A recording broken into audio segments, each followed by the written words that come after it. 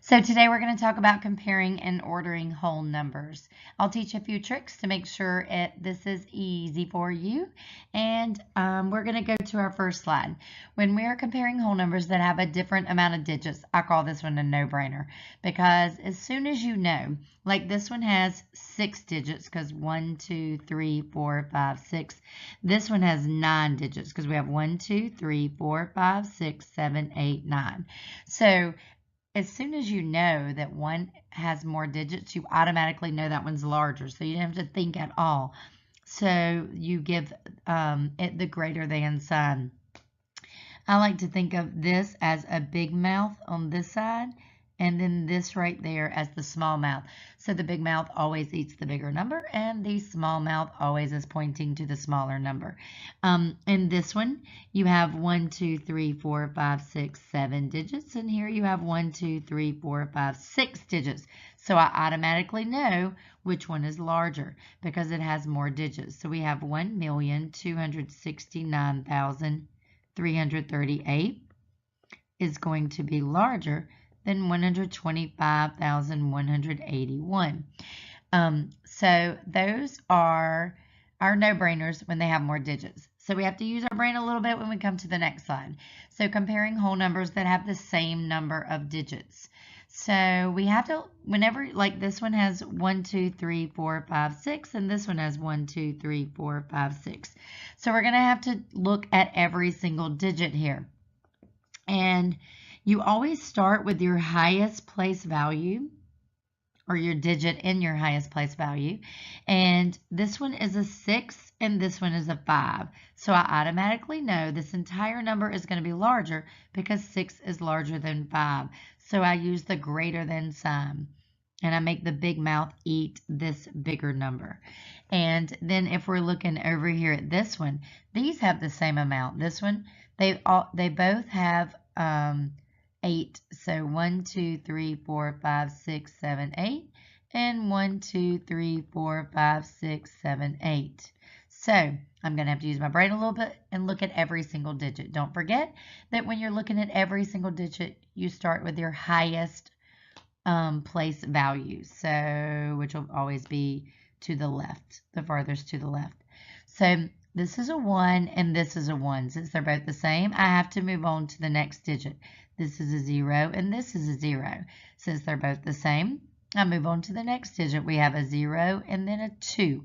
I can stop because I automatically know that 2 is larger than 0. So I'm going to make my big mouth eat this larger number because the 2 was larger than the 0. So that is called, so the way that I would read this is 10,027,301 is less than 10,207,301. If we look up here at this one, I can immediately tell that these have the same amount of digits because they've been lined up. A lot of times if you're getting confused, you can line yours up and it helps a lot. So since they have the same number of digits, I'm going to have to use my brain a little bit. I'm going to have to compare starting to the left or my highest place value. So we have a 3 and we have a 6. So I automatically know that this one is going to be my larger number. Then if we look finally, it gets a little bit more difficult when we're comparing more than two whole numbers. Sometimes when they line them up like this, it looks like a hot mess with all these commas and semicolons. So what I like to do is make lines on the semicolons to separate it. And you can kind of make it thicker. That's one thing you can do. I'll show you one more thing in just a second. But if you notice, if you sit here and you look at this one first, then this has 6, 7, 8 digits. This one has 8 digits. This one has 8 digits. And this one has 8 digits. So I automatically know that I'm going to have to use my brain a little bit because they all have the same number of digits. So I then can say, well, let's look in my millions period. My millions period has an 85 there, an 85 there, an 85 there, and 85 there. They're the same. So since they're the same, then I'm going to have to go on to the next place value. So we have a 2. Let's get a different color. So we have a 2, 2, 2, 3. So because that one's a 3, I automatically know that that is going to be my highest one.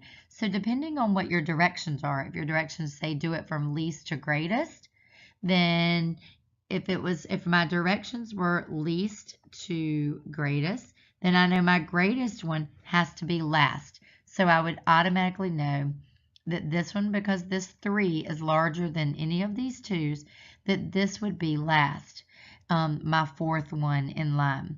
Now, don't forget, if it was the directions were greatest to least, then it would be just the opposite, and it would be first. But let's continue because we have these 3 now. So once I label it, I'm done with this one. I don't even have to look at this one anymore. So I'm only going to look at these first 3. So then we have an 8, a 9, and an 8.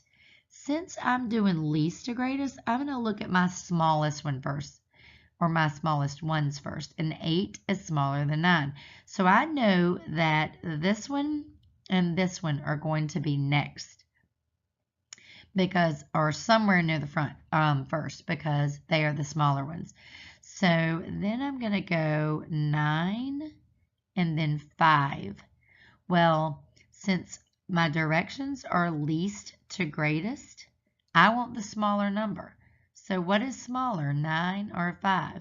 Well, of course, 5 is. So I know that this number right here is going to be first. So that one's going to be first, and then this one's going to be second, which leaves this one third, and I'd already labeled my last one. Now, if you wanted to, another way that you could do it so that you don't get confused, let's get it, is you can write them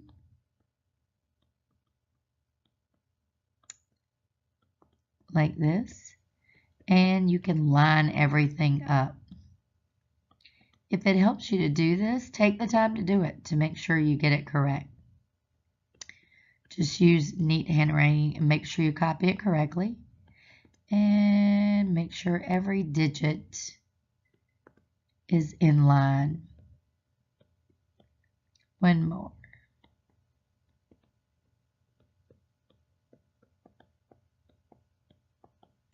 Okay, so if I want my smallest one, let's look at this.